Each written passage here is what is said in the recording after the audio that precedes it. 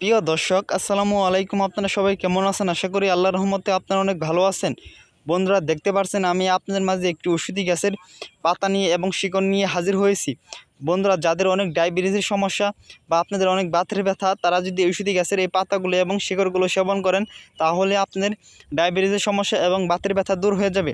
বন্ধুরা, আপনারা কিন্তু ডায়াবেটিস কারণে অনেক মিষ্টি জাতীয় জিনিস খেতে পারেন না, বা আপনারা কিন্তু অনেক সমস্যায় পড়ে গেছেন। ডায়াবেটিস কারণে কিন্তু আপনারা অনেক সমস্যা পড়ে গেছেন। তাদের জন্যই আজকে আমি এই পাতাটি নিয়ে, এই ঔষধি গাছের শিকড়টি নিয়ে হাজির হয়েছি। বন্ধুরা, ঔষধি গাছের সাথে আমি আপনাদের পরিচয় করে দিচ্ছি। এই ঔষধি গাছের নাম হচ্ছে ধানকুনি গাছ। ঔষধি গাছটিকে বিভিন্ন অঞ্চলে বিভিন্ন নামে ডেকে থাকে, বা কত অঞ্চলে এই ঔষধি গাছটিকে গটুলি পাতা বলে থাকে।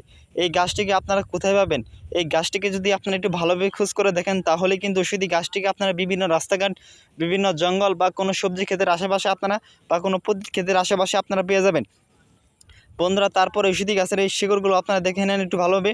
যাদের অনেক ডায়াবেটিসের সমস্যা, তারা যদি এই শিকড়টি আপনারা যদি অনেকটি আপনারা যদি তুলে নেন, বা আপনারা এই শিকড়টি আপনারা অনেকটি তুলে তারপর আপনারা এই শিকড়টি শিলপাটা দিয়ে শেষে বা আপনারা চিবিয়ে খেতে পারেন, তাহলে আপনাদের ডায়াবেটিসের সমস্যা দূর হয়ে যাবে। আর যাদের অনেক মানে যাদের অনেক ডায়াবেটিস বা আপনাদের অনেক বাতের ব্যথা করে, তারা যদি এই পাতাগুলো সেবন করেন, তাহলে আপনাদের বাতের ব্যথা দূর হয়ে যাবে। এই পাতাগুলো আপনাদের সকালবেলায় সেবন করতে হবে। এই সকালবেলায় খালি পেটে সেবন করতে হবে। এই পাতাগুলো আপনাদের প্রথমে তুলে নিতে হবে।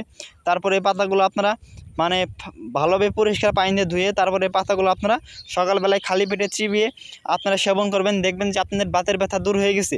আপনারা কিন্তু অনেক সমস্যা পড়ে গেছেন, হাজার হাজার টাকা পয়সা নষ্ট করেও আপনারা কোনো সুচিকিৎসা পাচ্ছেন না। তারা অবশ্যই এই পাতাগুলো এবং শিকড়গুলো সেবন করবেন, 100% কার্যকারিতা পেয়ে যাবেন। যদি কোনো রোগী বলতে পারেন যে আমরা কোনো কার্যকারিতা পাই নাই, তবে আমরা আমাদের কবিরাজ চিকিৎসা ছেড়ে দেবো। বন্ধুরা, আমাদের ভিডিওটি ভালো লাগলে অবশ্যই চ্যানেলটি সাবস্ক্রাইব করে দিবেন। ধন্যবাদ সবাইকে। আসসালামু আলাইকুম।